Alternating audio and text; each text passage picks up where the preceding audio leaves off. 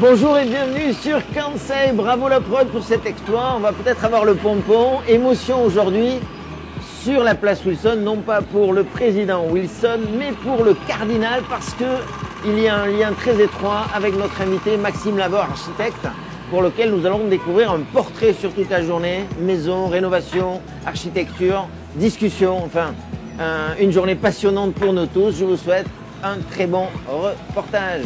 À tout de suite.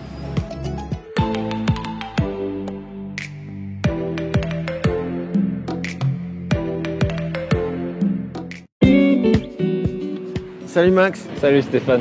On dit Max ou Maxime? On dit Max, ça me va bien. C'est vrai? Ouais. Je viens de faire un lancement qui va te faire sourire. Ouais. Peut-être que tu faisais du manège lorsque tu étais jeune. Il m'est arrivé en effet. J'étais aussi en train de dire qu'il y avait du lien avec l'animation d'une place avec le cardinal, puisque tu as fait le choix sur ce portrait de la journée de démarrer ici. Pourquoi, Maxime, sommes-nous ici ce matin? Ouais, tout à fait.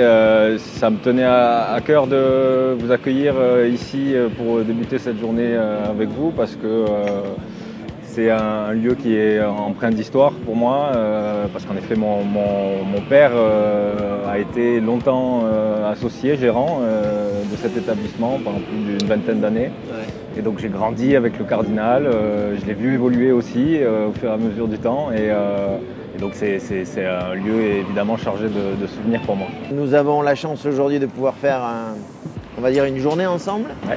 Est-ce que tu peux nous parler de ton agence? Sûr. Ta particularité, c'est en ce moment tu fais partie des révélations un peu de Kansai, puisque tu travailles, je crois, on ne travaille jamais seul, mais quand même aujourd'hui ton agence c'est toi, c'est ça? C'est vrai. Moi j'ai été diplômé en 2017 à l'école de Toulouse, l'école d'architecture de Toulouse, et j'ai d'abord fait mes classes chez deux grands noms, je crois qu'on peut le dire, de l'architecture à Toulouse. J'espère qu'on va le dire, oui. Il faut le dire. Chez Bernard Catugier dans un premier temps, et puis chez Daniel Maurice, voilà, pour ne pas les citer. Aujourd'hui on va avoir des maisons et aussi un peu des espaces de bureau coworking, c'est ça? Oui, je travaille essentiellement pour le particulier, donc beaucoup de rénovation, villas neuves aussi, appartements, et puis du tertiaire, des bureaux, commerces. J'essaie de me diversifier, mais voilà, je travaille qu'avec le particulier. Je suis toujours ravi de recevoir un jeune talent, en tout cas, et surtout le portrait permet de voir, de vérifier, d'échanger autour de cette journée pour voir ce que tu fais et comment c'est ressenti aussi par notre public qui est de plus en plus nombreux. Donc on y va, petite journée, on visite ce matin 2 projets, on déj, un truc cet après-midi, on finit à ton agence, c'est ça? C'est exactement ça. Allez, cool, merci, on y va, let's go. Merci.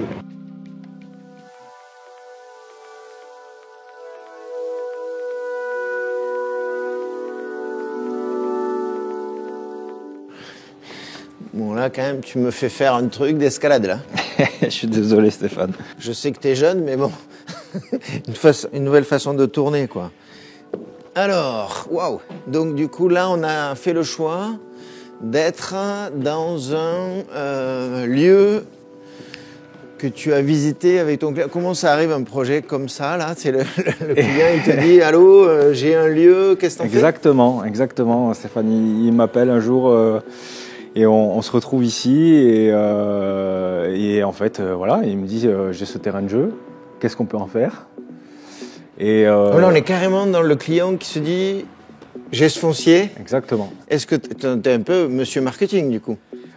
Après je pense que c'est aussi une facette de notre métier, c'est-à-dire savoir aider le client, le maître d'ouvrage à se projeter sur un espace voilà, qui nous dévoile et l'aider du coup à cette projection. C'est quoi? C'est une vieille bâtisse du centre? Ouais, en fait, historiquement, c'est un lieu qui est en lien avec le canal du Midi et c'est un entrepôt de stockage. Donc en fait, on est un peu dans un sujet d'optimisation patrimoniale. Qu'est-ce qu'on fait de ces bâtiments-là? Comment on leur donne une seconde vie et par où commencer? Et je lui dis, écoutez, on va regarder ce qu'on peut y insérer comme programme. Et donc en effet, on on s'y est penché dessus à l'agence et on a dessiné une version bureau, espace coworking, une version salle de sport, un restaurant, pop-up store. On a même fait une salle de vente, voilà, commissaire-priseur. Et donc tout ça, après, on reprend rendez-vous avec le maître d'ouvrage et on lui présente ce que pourrait devenir son bâtiment. Tu as voulu démarrer par ce projet-là, pourquoi? Pour montrer que en fait, l'architecture avait plusieurs facettes, en fait, c'est ce qu'on ça? disait ce matin, en effet, moi je m'interdis rien en termes de programme, donc on sait faire des maisons, on sait rénover des appartements, mais on sait aussi s'attaquer à d'autres sujets et c'est la force de ce métier-là aussi, pouvoir s'adapter. Ouais, l'archi, pour toi, l'architecte est porteur de sens, il participe en fait à la construction du projet, quoi. Tout à fait, ouais, même tout au départ. Ouais. Donc là, on continue en scout. Je crois que tu m'as décoiffé un peu. On continue en scout. Là, la destination, c'est quoi? On se rapproche du Busca pour un projet de surélévation de maisons individuelles. Fait en cours?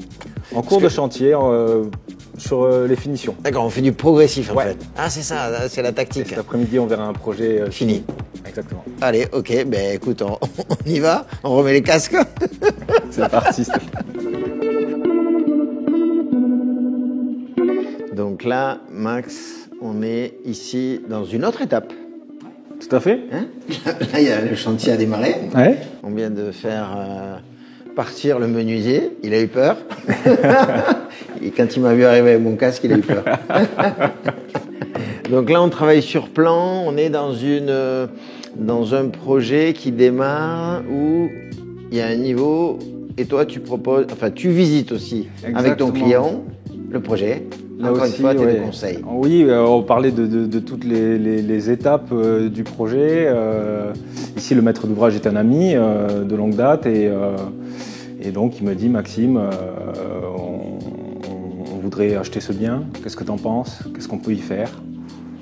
Et donc je me penche sur la question et une des premières étapes du projet, c'est l'étude de faisabilité qu'on appelle. Et je regarde donc ce qu'il est possible de faire PLU, dans le cadre réglementaire, en effet, en fonction du PLU en vigueur ici. Et donc j'ai dit, écoute, tu bénéficies d'une règle assez spécifique puisque en fait ici on est au croisement de deux rues. Ouais. Et de ce fait, le PLU nous dit vous pouvez monter jusqu'à 8 mètres. Et donc on passe de cette petite maison de rez-de-chaussée qui fait 55 mètres carrés à une maison aujourd'hui, si on compte les combles, d'une surface de 170 mètres carrés habitable. Qu'est-ce qui te plaît dans ce genre de projet en fait? Ça a été la subtilité d'augmenter la surface? C'est quoi? De quoi tu... Servir aussi l'existant. On parlait tout à l'heure de donner une seconde vie au bâtiment. On est encore sur un exemple. Pendant le chantier, on a eu beaucoup de voisinage qui passaient la tête par la fenêtre en nous disant bravo, on se souvient de cette maison. Il y avait une vieille dame à l'époque qui y habitait. C'était une toute petite maison, non, je crois. Et donc, ils sont ravis de voir que cette maison ne disparaît pas et qu'en fait, elle revit. Est-ce que tu viens mettre des nouveaux matériaux dans tes projets? Oui, bien sûr, ça arrive. Alors là, on est sur un projet de surélévation en ossature bois. Ici, là? Oui. Ouais, ok. On avait aussi des contraintes sur l'existant, notamment au niveau des fondations. Il a fallu étudier la surcharge que pouvaient accueillir les murs existants. Donc on a construit en bois et ça permet aussi, cette mise en œuvre là permet aussi de gagner du temps sur chantier puisque l'assemblage se fait plus vite que les constructions traditionnelles. Donc là on monte crescendo sur on a vu les niveaux de chantier. Voilà, on a vu un projet aux prémices. Ici on est sur des travaux de finition. Le chantier devrait s'achever sous peu. Et maintenant, on va voir un projet, pour le coup, qui est bel et bien terminé. On va manger avant, quand même. On va manger un bout avant. On va manger dans un endroit que tu aimes en particulier? Oui, qui est proche, en plus du projet qu'on va voir. C'est un cadre rafraîchissant, on va dire. On va se rafraîchir. Voilà. Allez, on y va. Bon, petit intermède. Oui. T'es gourmand. Un peu, toi aussi, je vois. Donc on parlait tout à l'heure de ton passé rugbystique. Oui. T'as trahi le foot ou t'as trahi le rugby? C'est quoi que t'as... Non, dans un premier temps, j'ai trahi le rugby puisqu'il était ancré depuis un moment dans ma famille déjà. Et puis au bout d'un moment, j'en avais marre du rôle de vilain petit canard. Donc, et puis j'avais envie de rejoindre les amis avec le ballon ovale. Donc bon, brève carrière, hein, mais c'est un sport qui m'a apporté aussi parce que c'est un sport qui humainement n'a pas d'égal, je pense. Et on dit souvent que c'est une école de la vie. Et C'est vrai? et c'est vrai, ouais. Qui transmet de bonnes valeurs, d'après moi, de vraies valeurs. Donc, Celle oui, que tu retrouves sur les chantiers? ouais, oui, le parallèle est intéressant en effet, parce que J'en profite, hein, il y a un architecte. forcément, rugbyman. un chantier, c'est une équipe. J'ai aussi été, sur le peu d'années que j'ai pratiqué, capitaine de mon équipe. Donc, oui, il y a ce sentiment-là aussi de diriger l'homme et de fédérer autour d'un même projet. Ouais. Tu disais aussi tout à l'heure que la transmission, tes anciens mentors, tu en as plusieurs mentors d'ailleurs, Ouais. et continuent à t'envoyer du travail. C'est un Oui. signe ça aussi, non? De fidélité et de sérieux. Ouais, j'espère que c'est ce que tu dis là, oui. En tout cas, je me plais à le croire. En effet, je continue à travailler avec Daniel Maurice notamment. Et j'échange aussi parfois avec quelqu'un que tu connais, Franck Martinez, qui m'a beaucoup aidé, soutenu pendant ma période scolaire à l'école d'architecture de Toulouse. Et il nous arrive d'échanger sur le métier aussi, ouais, ça fait du bien. Comme avec ma femme, tu disais, qui elle a une agence naissante depuis 2 ans, si je dis pas de bêtises maintenant. Mais oui, ça fait du bien d'avoir tout cet entourage-là pour partager et échanger sur le métier. On s'attaque à un truc un peu plus gros. Ouais. Tu m'amènes sur un chantier qui signifie quelque chose pour toi. C'est un des premiers que tu as eu, c'est ça? C'est un projet qui a 4 ans maintenant, si je dis pas de bêtises. On a passé 2 ans en conception et permis de construire. Et 2 années de chantier aussi qui ont été costauds, on va dire. Et tu verras du coup l'ampleur. Ils t'ont prêté, ils t'ont prêté les clés. Oui. Donc c'est plutôt bon signe. Oui. Ok, bah écoute, let's go. Bon café. Merci. Après ce déj très sympa, Maxime, Oui, on avait quitté tout à l'heure un petit jardin piscinable. oui, piscinable. Ici, on a déjà la piscine et un grand jardin. Comme quoi tu sais faire les piscines aussi. Aussi. Par contre, la maison un peu déçue. Hein. Ben, ouais, on manquait un peu d'espace. C'est l'inverse. Allez, on y va. Donc là, du coup, on est sur un projet d'IA démarré à 4 ans, 2 ans C'est ça. d'études et 2 ans de travaux. C'est ça, exactement. Et là, waouh. Waouh, je crois, j'espère, ouais. On est sur une parcelle de combien de mètres carrés là? 4000. 4000, maison de... 380. C'est eux pour lesquels tu dis ils habitaient sur la petite Voilà. dépendance à côté. 380 Donc ils ont pu du attendre coup, 2 ans. en partie, exactement. Ça Parce fait qu'on- partie. On a surélevé en fait et rénové une partie de la bâtisse, qui est une vieille bâtisse d'avant 1800. Donc toute la façade, Pierre, Façade. c'est de la récup? Le parement brique, en effet, c'est de la récup de l'ancien mur de façade qu'on a redécoupé. Et, Exploit. ouais. Ça fait partie des sujets aussi aujourd'hui quand on construit, d'essayer de récupérer ces matériaux qui sont nobles et en plus la brique a son histoire chez nous. Donc, et puis elle habille magnifiquement, je trouve, cette façade. Alors le principe là, donc on est sur une énorme terrasse de salon hein, avec une végétation bien mature, petit terrain de boules. Oui. Et là, Mais on tu t'es profite. fait plaisir là. Ouais. Hein, on sent que tu es fier. Je suis content, ouais, c'est un beau projet. On y a passé du temps, 2 ans de chantier. Comme tu disais, il y a beaucoup d'histoires sur ce chantier. On a parlé de la brique là, mais on a aussi une histoire sur la charpente qu'on voit apparente dans la double hauteur du séjour ici. Tu parles de cette charpente-là? Ouais. C'est quoi l'histoire? L'histoire, c'était de se dire que là, tel qu'on la voit, on pourrait croire que c'était la charpente d'origine. Ouais, En fait, elle a été reconstruite. Du moins, on a voulu donner cette impression-là en allant chercher des pièces de bois dans des scieries de bois locales. Tout est démesuré là. Sérieux, on est quoi sur combien là? C'est combien de mètres carrés ce bas là? Ici en bas, on a une pièce de vie dans toute sa longueur qui doit avoisiner les 120 mètres carrés et en totalité, on ne doit pas être loin des 240, il me semble. Cuisine incrustée? Ouais, la cuisine centrée. Le sujet était de travailler cette traversée du regard depuis la façade d'entrée. Donc en effet, quand on arrive de ce côté de la maison, on a de suite une perspective jusqu'au bout, jusqu'à la piscine du coup, avec cet enchaînement cuisine, salle à manger, extérieur.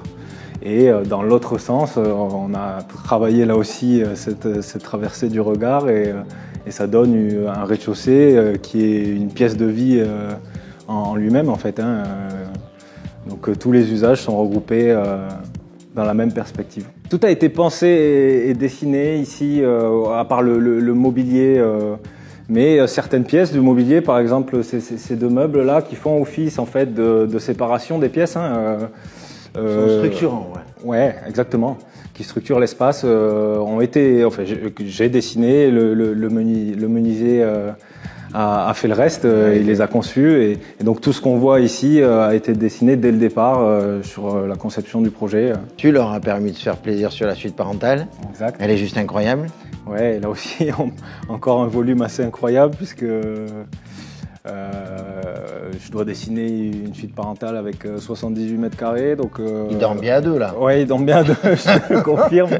Donc, une vieille bâtisse avec beaucoup de couloirs de distribution et où on a pris le contre-pied de ça et on a ouvert un maximum pour s'ouvrir et sur le paysage et pour profiter des volumes de cette maison qu'on a surélevé bien entendu, il ne faut pas l'oublier.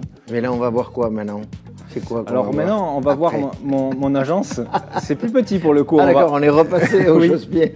Mais on verra aussi justement qu'il y a des projets à venir plutôt chouettes, ouais, plutôt sympa. Plutôt chouette. Ouais. Allez, on y va.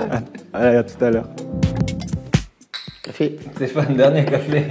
Là, si on résume un peu ton agence, donc elle est déjà très urbaine, alors qu'on a fait des projets urbains et des projets extérieurs. Quelles sont les grosses inspirations que tu as en tant que jeune architecte? C'est un vaste sujet, mais parmi les grandes inspirations, en tout cas, il y a des noms tels que Campo Baeza. Plus récemment, il y a Franz Silvestre qui m'influence beaucoup. Mais oui, de toute façon, une des premières choses qu'on nous apprend en architecture, c'est à les puiser chez les autres, les idées, les intentions de projet. Donc forcément, on s'inspire de nos prédécesseurs pour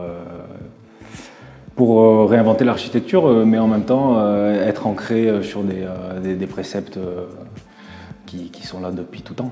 Comment, si jeune, on arrive à se faire une team, quoi? Est-ce qu'on est toute la vie en cours de construction d'une team?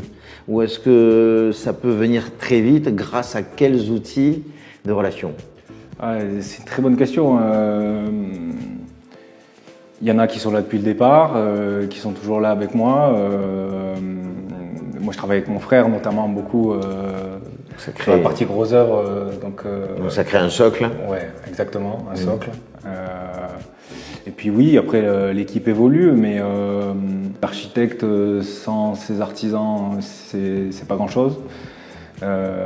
Nous on conçoit, on dessine, on crée l'espace, mais eux le réalisent, quoi. Et donc sans eux, on ne sait pas faire notre métier. Donc c'est bien de le rappeler, ils ont un rôle primordial, majeur dans chacun des projets. Que tu veut donner une petite conclusion de ce que tu ressens de cette journée passée ensemble. Ouais, il y a une conclusion qui me vient naturellement, c'est de vous remercier.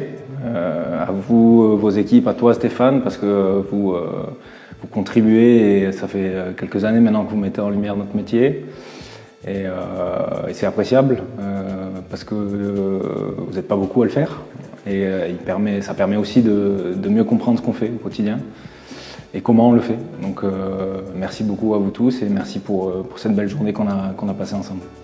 Plaisir partagé, donc encore un reportage. Alors moi, ce que je retiens essentiellement aussi de Maxime, c'est que il avait bûché par cœur, hein, comme ça il connaissait. Hein, ça veut dire qu'il suit vraiment, il a dit qu'il était à l'écoute, qu'il écoute aussi, il regarde beaucoup les autres, parce que je pense qu'on a beaucoup à apprendre des autres, et ça, quand on a cette conviction très jeune, à mon avis, on va loin, et donc j'espère que vous aurez l'occasion d'apprécier ce moment que nous avons partagé. Merci aux entreprises, merci aux artisans, merci aux décideurs, hein, et merci à la vie du design et de l'architecture. À très bientôt sur Kansai.